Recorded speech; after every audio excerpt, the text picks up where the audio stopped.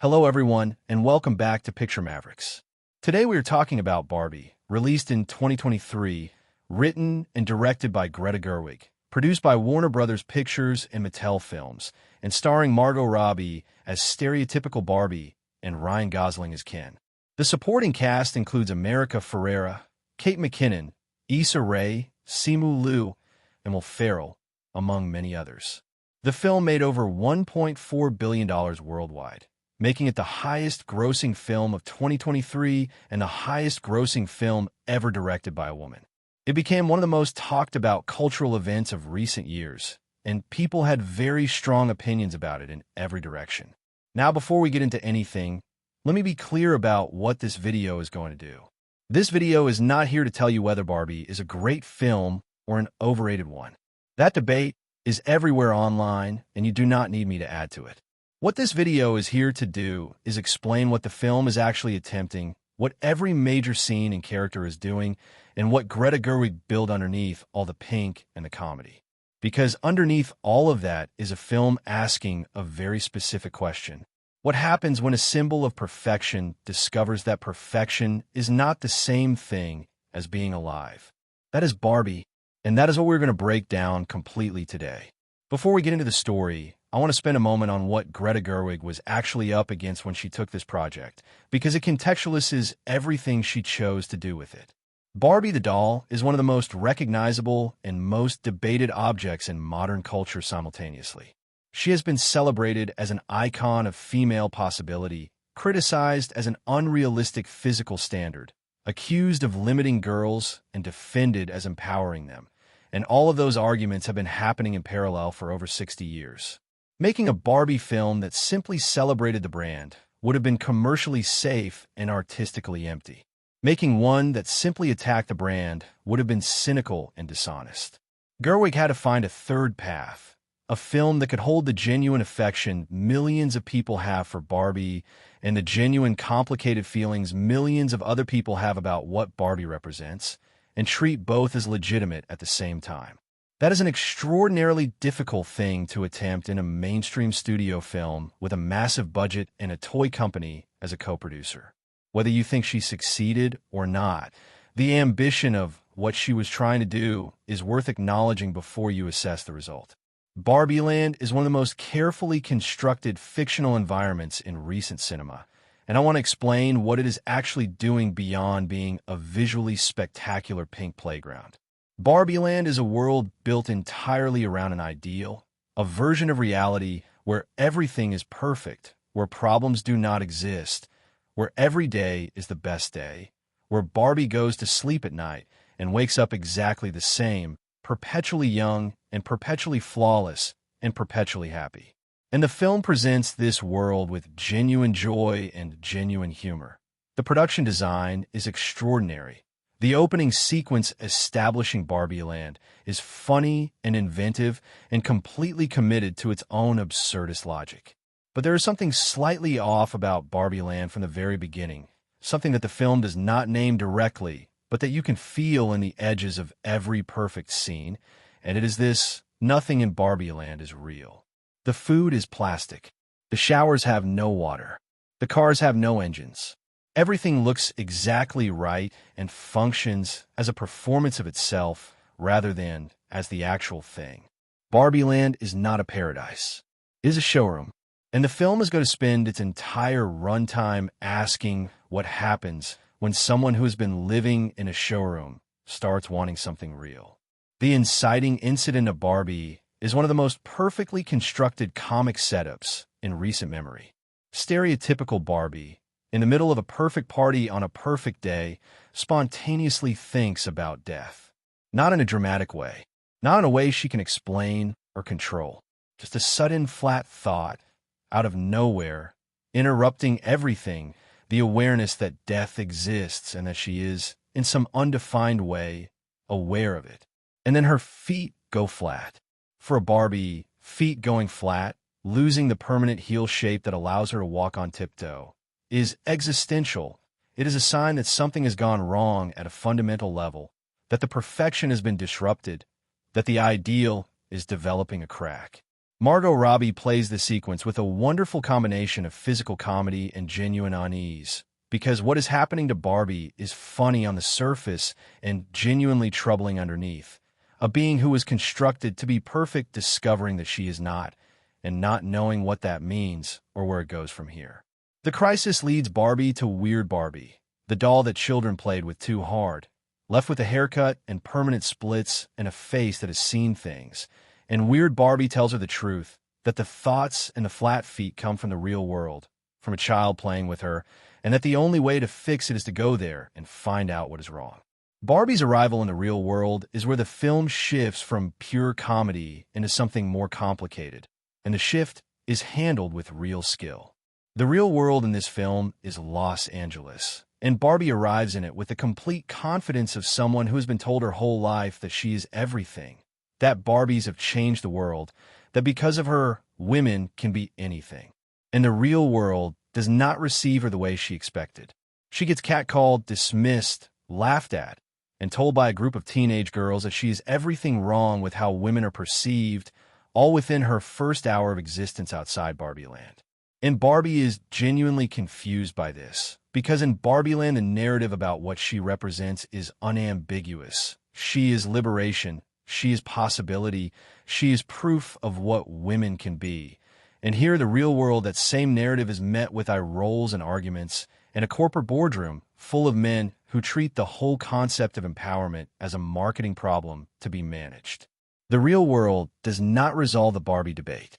It just shows Barbie that the debate exists, and that existing inside a debate about what you represent is a very different experience from being the symbol everyone agrees on.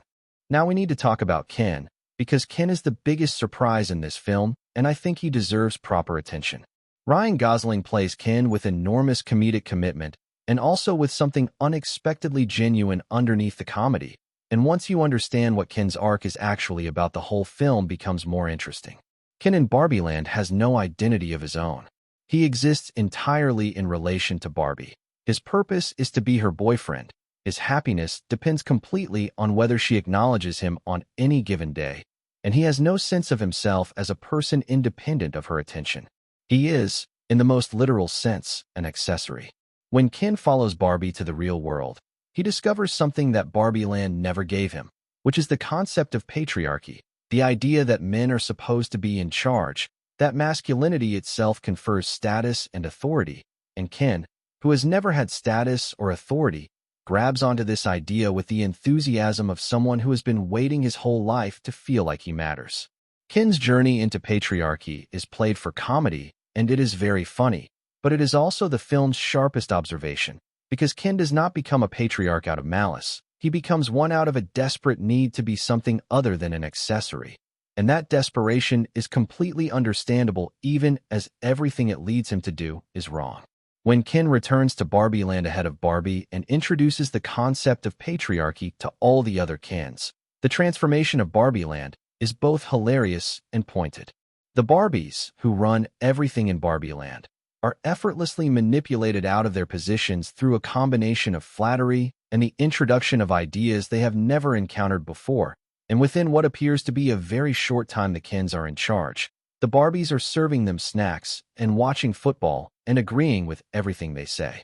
The sequence is absurd and funny, and also a fairly direct observation about how systems of power can be disrupted and rearranged through the introduction of certain ideas into environments that have no defenses against them. The film is not suggesting this is how patriarchy actually works in the real world. It is using the heightened logic of Barbie Land to make the mechanics of it visible in a way that a realistic depiction never could.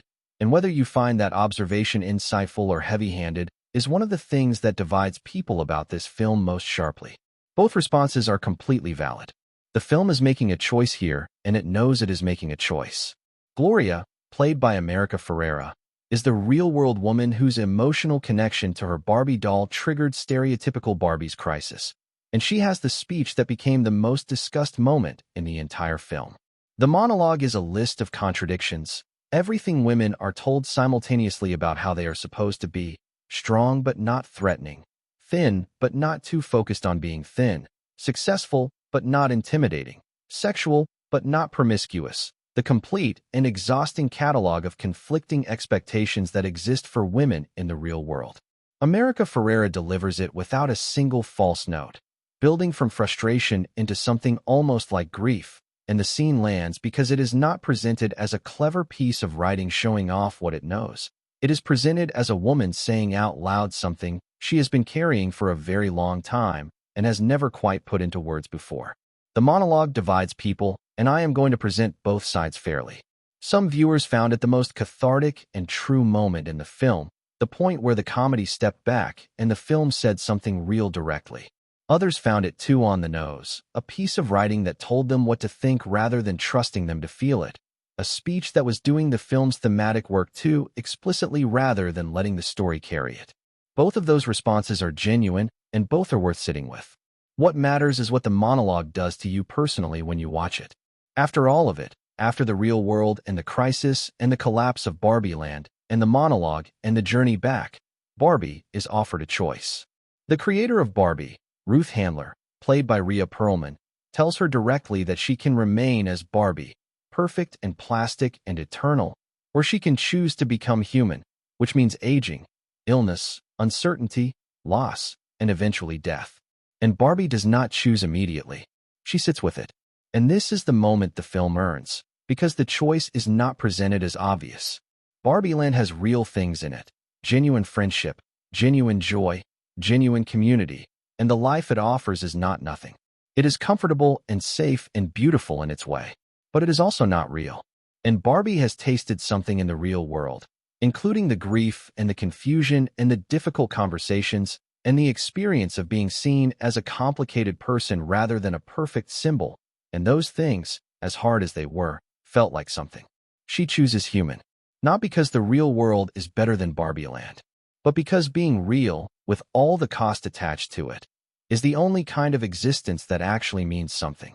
And the film presents this choice without triumphalism, because it is not a triumphant choice. It is a brave and irreversible one, and Gerwig respects it enough not to wrap it in a bow.